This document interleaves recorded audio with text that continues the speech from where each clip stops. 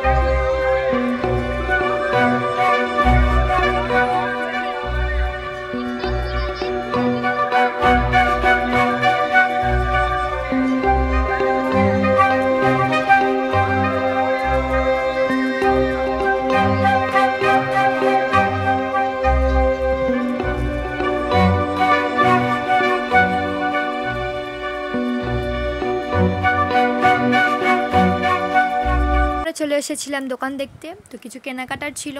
আর এসে দেখছি এখানে শুধু বাচ্চাদের খেলনাই বসেছে, কেনার মতো কিছুই ছিল না। তো আজকে পয়লা বৈশাখ, সবাইকে শুভ নববর্ষ। তো আমি যখন ভিডিওটা পোস্ট করব অলরেডি নববর্ষ পেরিয়ে যাবে। তো আজকে যেখানে চড়ক হচ্ছিল আগের দিন গেছিলাম, তো ভিডিওটা শেষ করা হয়নি, তো ভাবলাম আজকে একটুখানি ক্লিপ কিছু তোমাদের দেখিয়ে দিই। তো আজকে যাচ্ছি ফাংশন দেখতে। আজকে জি বাংলার কোনো আর্টিস্ট ফার্টিস্ট আসবে গান করতে বা কিছু করতে। তো দেখা যাক কে আসে, জানি না ঠিক কে আসবে। তো চলো, আমরা রেডি হয়ে গেছি অলরেডি, তো বেরিয়ে পড়বো। তো চলো তোমাদের সেখানে গিয়ে দেখাচ্ছি কি হচ্ছে না হচ্ছে, দেখতে থাকো ভিডিওটা।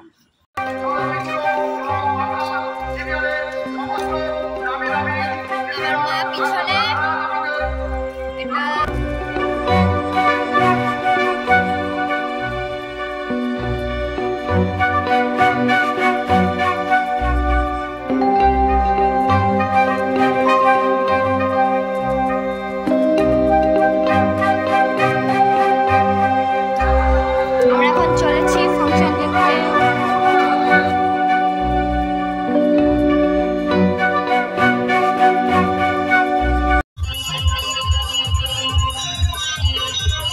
সেই সঙ্গে বলে রাখি আমাদের স্টেজ রেডি, অনুষ্ঠান ভালো লাগার অনুষ্ঠান, দর্শকও রেডি। মাথায় আমাদের রাখতে হবে যাতে কোনো রকম বিশৃঙ্খলা সৃষ্টি হয়। আর্টিস্ট এসে পৌঁছালো না, কিন্তু আনন্দ করব অধীর আগ্রহে বসে। A few moments later.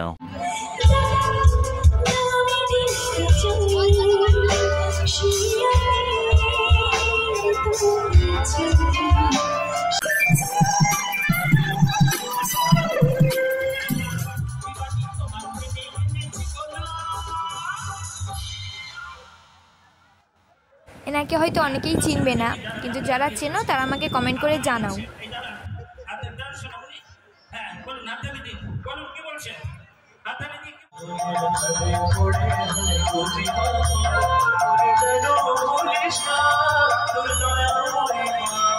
আর ইনি কে সেটা তো বলার অপেক্ষা রাখে না। তো হ্যাঁ, ইনি হচ্ছে সারেগামাপা খ্যাত গুরজিৎ সিং, গান করতে এসেছিল। তো উনি আসছে বলেই স্পেশালি ফাংশন দেখতে গেছিলাম।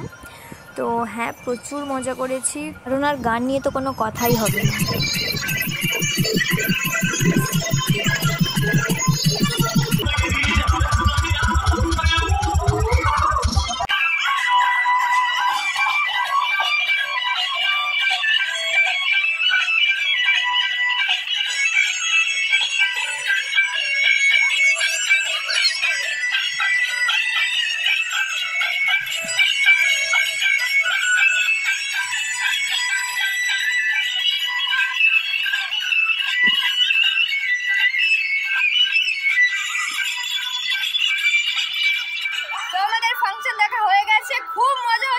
আসতে পারিনি, তাও দেখে দেখে মজা করছি। অনেকটা লেট হয়ে গেছে বাড়ি যেতে, তো আমরা এখন 4 জন বাড়ি যাচ্ছি এত রাত্রেবেলা। তো চলো আজকের ভিডিওটা এইটুখানি, দেখা হচ্ছে আবার নেক্সট ভিডিওতে। টাটা।